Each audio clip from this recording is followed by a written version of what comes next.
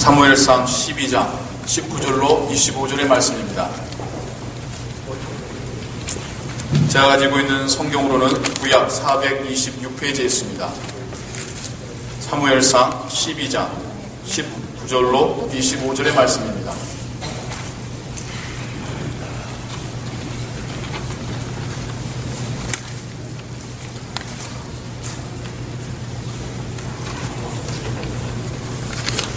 저와 여러분들이 한 구절씩 번갈아 교도하시고 마지막 절은 함께 공독하겠습니다. 모든 백성이 사무엘에게 이르되 당신의 종들을 위하여 당신의 하나님 여호와께 기도하여 우리로 죽지 않게 하소서. 우리가 우리의 모든 죄에 왕을 구하는 악을 더하였나이다. 사무엘이 백성에게 이르되 두려워 말라. 너희가 과연 이 모든 악을 행하였으나 여호와를 좇는 데서 돌이키지 말고 오직 너희 마음을 다하여 여호와를 섬기라.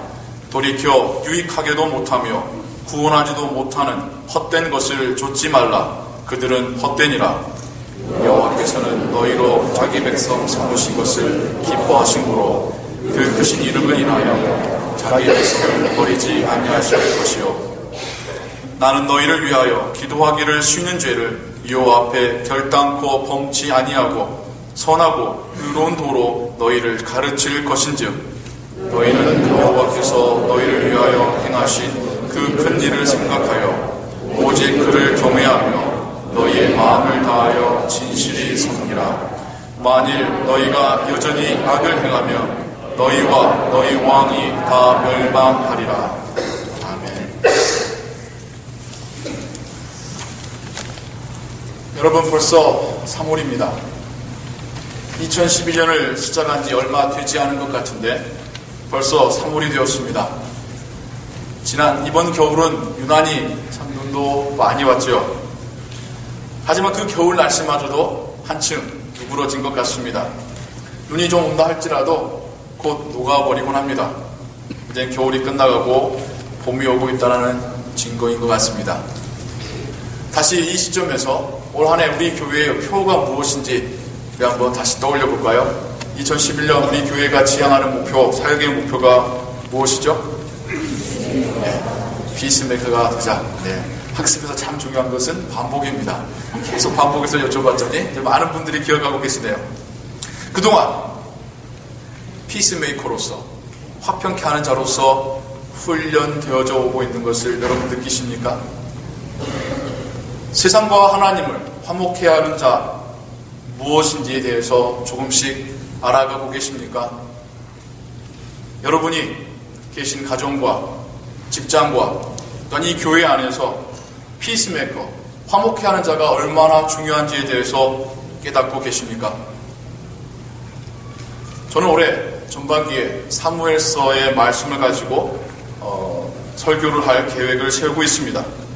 사무엘서는 사무엘이라는 선지자를 통하여서 하나님께서 두 왕을 세우시는 이야기입니다.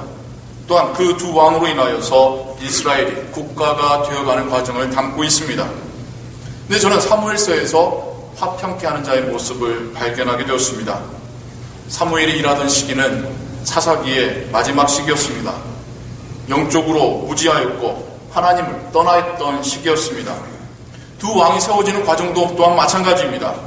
사람들 사이에는 평화가 없었습니다.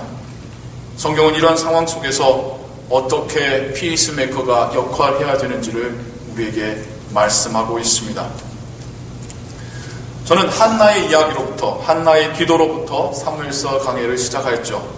그리고 그 다음 이야기는 사무엘이 미스바에서 이스라엘 민족을 향하여 회개를 선포하는 그 이야기를 우리가 함께 각각 보았습니다. 두 설교의 제목이 각각 무엇이었는지 여러분 기억하십니까? 네, 처음 설교 제목은 결단의 기도였고요. 두 번째는 회개의 기도였습니다. 좀 설교 제목들이 좀 보링하죠. 그래서 기억을 잘 못하시는 거라고 생각을 합니다. 오늘 설교 제목은 무엇입니까? 다른 일을 돕는 기도. 우리가 흔히 알고 있는 중보의 기도입니다. 그렇습니다. 지금 제가 사무엘서를 가지고 말씀을 전하는데 계속해서 설교의 포커스는 기도에 대한 겁니다. 결단하는 기도, 회개하는 기도, 이제는 다른 일을 돕는 기도. 저는 이것이 피스메이커에게 매우 중요하다는 사실을 여러분에게 지금 말씀드리고 있는 것입니다. 피스메이커가 되기 위해서는 무엇보다도 기도하는 생활이 중요하다라는 것입니다. 한나처럼 결단하며 기도해야 되며, 또한 사무엘의 외침처럼 회개하여 기도해야 됩니다. 그럴 때 우리가 피스메이커로 성장하며 쓰임받을 수 있는 것입니다. 오늘은 그 기도의 세 번째 이야기입니다. 다른 이를 돕는 기도입니다. 오늘 우리가 읽은 본문은 중보기도에 대하여서 대표적으로 알려지는 본문입니다. 중보기도의 중요성을 가르치고 또한 중보기도 운동을 하는 그런 곳에서 대표적으로 다루는 성경 본문이 오늘 우리가 함께 읽은 이 사무엘의 기도의 모습입니다. 근데 눈치가 조금 빠르신 분은 제가 지금 남을 돕는 기도, 돕는 기도라는 표현과 중보기도라는 표현을 각각 구별하면서 사용하고 있다는 것을 알아채셨을 것입니다. 점차 이제 말씀을 전해가면서 여러분들에게 또 알려드리도록 하겠습니다. 오늘 우리가 읽은 성경의 상황은 이러합니다. 사사기 시대부터 이스라엘 민족은 왕과 군대가 없는 그런 서러움을 당해하였습니다. 이스라엘 민족에게 지도자가 없었던 것은 아닙니다. 하나님께서 기름 부어 세우신 사사가 있었으며 제사장들이 있었습니다. 하지만 이들로는 부족했던 겁니다. 옆 나라가, 다른 민족들이 침략해 오면 그러면 빨리 이스라엘 민족을 하나로 묶어서 군대를 조직해서 싸워야 되는데 이미 너무 늦어버린 겁니다. 이스라엘 민족은 이젠 다른 나라들처럼 왕을 갖기를 원하였습니다. 자신들이 숭배하고 섬겨야 될 왕이 아니라 자신들을 보호해줄 왕을 원했던 것이죠. 근데 이들은 잘 모르고 있습니다. 아직 깨닫지 못하고 있습니다. 자신들을 보호해줄 것이라고 기대했던 그 왕이 결국 자신들을 억누르고 자신들의 것을 빼앗아가는 왕이 될 거라는 것은 아직 모르고 있는 겁니다. 더욱이 지금 자신들이 왕을 원한다는 사실은 자신들의 진정한 왕이었던 여호와 하나님을 부인하는 꼴이라는 것을 모르고 있는 것입니다. 왕을 세워달라는 그 요구에 사무엘은 너무나도 섭섭한 마음을 갖게 됩니다. 비유하자면 이런 상황과 비슷합니다. 우리 남편분들이 집에서 싱크대가 고장이 나서 몇 시간 동안 그냥 끙끙대면서 싱크대를 막 고치고 있습니다. 잘 안 돼요. 힘들어도 막 땀 닦아가면서 하고 있어요. 그래서 그자 아내가 옆에서 오더니 툭! 옆집 남편은 잘만 고치던데 그러지 말고 기술자 불러요. 몇 시간 동안 땀 흘리면서 일했던 남편은 얼마나 기분이 안 좋겠습니까? 지금 사무엘의 심정이 아마 그러할 겁니다. 어려서부터 평생을 이스라엘 민족을 위해 이뤄왔습니다. 3살 때부터예요. 3살 때부터 성막에 자랐습니다. 그렇게 열심히 일해왔다고 자부했는데 이스라엘 민족은 그에게 왕을 세워달라고 요청합니다. 그것이 마치 당신이 했던 것이 부족합니다 라는 말처럼 들렸던 것이죠. 이 말씀이 사무엘상 8장 4절과 9절에 나옵니다. 제가 좀 읽어보겠습니다. 이스라엘 모든 장로가 모여 라마에 있는 사무엘에게 나아가서 그에게 이르되 보소서 당신은 늙고 당신 아들들은 당신의 행위를 따르지 아니하니 열방과 같이 우리에게 왕을 세워 우리를 다스리게 하소서. 그것을 사무엘이 기뻐하지 아니하여 여호와께 기도하매 여호와께서 사무엘에게 이르시되 백성이 네게 한 말을 다 들으라. 그들이 너를 버림이 아니요 나를 버려 자기들의 왕이 되지 못하게 함이니라. 그리고는 여러분들이 잘 아시다시피 사울이 왕으로 초대 왕으로 세워지게 됩니다. 이제 사무엘은 자신의 역할은 이제 다 끝났다고 생각했습니다. 이제는 자신의 리더십이 사울이라는 왕에게 옮겨질 때라고 생각했나 봅니다.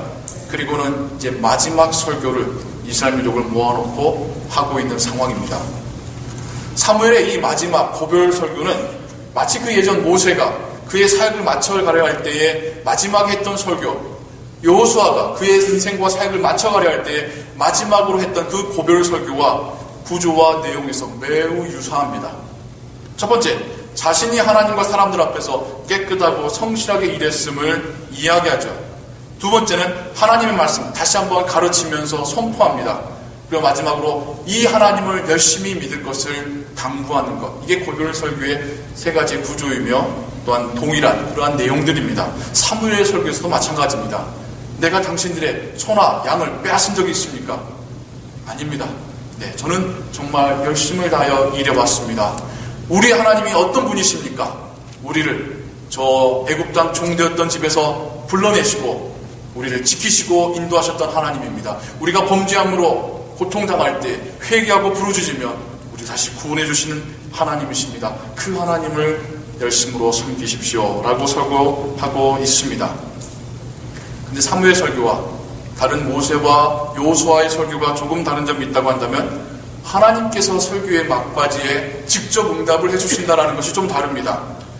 사무엘의 가르침이 설교가 옳다라고 하나님께서 직접 우레와 비를 내려주셔서 응답해 주셨습니다. 모인 백성들이 얼마나 놀랐겠습니까? 동시에 얼마나 두려웠겠습니까? 이제 그들은 다시 사무엘에게 기도하여 줄 것을 요구하고 있습니다. 이런 상황에서 우리는 어떻게 말할 것 같나요? 우리의 이 좁은 속으로는 거봐, 내 말이 맞잖아 라고 말하는 게 우리 보통 사람들, 우리들의 반응일 거예요. 근데 사무엘은 그러지가 않습니다. 두려워 말라. 두려워 말라. 너희가 과연 이 모든 악을 행하였으나 여호와를 좇는 데서 돌이키지 말고 오직 너희 마음을 다하여 여호와를 섬기라. 사무엘은 두려워하고 있는 이스라엘 민족에게 걱정하지 말라고, 두려워하지 말라고 위로하고 있습니다. 하나님 말씀만 잘 순종하라고 가르치고 있습니다. 그리고 그 이유를 22절에 이렇게 말합니다. 여호와께서 너희로 자기 백성 삼으신 것을 기뻐하신 고로 그 크신 이름을 인하여 자기 백성을 버리지 아니하실 것이요. 사무엘은 하나님께서 두려운 자연 현상을 통하여 응답하셨다 할지라도 더욱 하나님께 영광 돌리고 있습니다. 더욱 하나님의 말씀을 알리고 있으며 선포하고 있는 것입니다. 우리 같았으면요, 우리가 말하는데 하나님께서 우릉쾅쾅으로 대답해 주신다고 한다면 얼마나 으쓱할까요? 다행히 저의 설교 가운데는 한 번도 그런 적이 없습니다. 제가 교만하게 될까봐 하나님께서 그런 응답을 주시진 않습니다. 근데 그게 우리 모두의 동일한 모습들이에요. 내가 기도했는데 응답되면 뭔가 나는 더 영적으로 뛰어난 사람인 것처럼 생각하는 것, 바로 그게 우리의 모습입니다. 그러나 사무엘은 아니죠. 더 하나님께 영광을 돌리고 있습니다. 더 하나님의 말씀을 선포하면서 하나님만을 섬기라. 하나님이 당신들을 백성 삼으셨으니 결코 멸망시키지 아니하실 것이다. 오히려 위로하고 있으며 하나님의 말씀을 가르치고 있습니다. 사무엘은 자신을 다시 섬겨달라고 말하는 것이 아닙니다. 하나님을 섬기라고 말하고 있는 겁니다. 자신을 두렵게 만들려는 것이 아니라 하나님을 두려워하라고 이야기하고 있는 것입니다. 사무엘은 이스라엘 민족의 생각과 관심이 자기에게가 아니라 하나님께 향하도록 하고 있는 것입니다. 자신의 역할은 백성들이 하나님의 곁을 떠나지 않고 그 말씀을 순종하도록 기도하고 말씀 가르치는 것이라고 이야기하고 있습니다. 사무엘이 정의하는 자신의 사역은 돕는 사역이라는 겁니다. 백성을 돕는 사역이 자신의 사역이고 이 사역을 자신에게 생명이 붙어있는 한 쉬지 않겠다라고 고백하고 약속하고 있는 것입니다. 우리는 사무엘에게서 변화를 발견하게 됩니다. 8장을 보시면요, 제가 좀 전에 이스라엘 민족들이, 장로들이 사무엘에게 왕을 세워달라 했을 때 사무엘이 속상해서 하나님께 기도했던 장면 여러분 기억나시죠? 제가 좀 전에 읽어드렸죠. 사무엘의 마음도 우리하고 비슷한 정도였습니다. 사무엘도 백성들이 그런 요구할 때에 그냥 쉽게 오해하고 틀어져서 내가 평생 고생했는데 나한테 뭐라고? 라고 했던 것이 사무엘입니다. 하지만 하나님께서는 사무엘로 하여금 기도하게 하셨습니다. 고민하게 하셨습니다. 하나님의 뜻이 무엇인가를 생각해 보게 하셨습니다. 그리고 나서 오늘 우리가 읽은 12장에서 우리는 사무엘의 변화를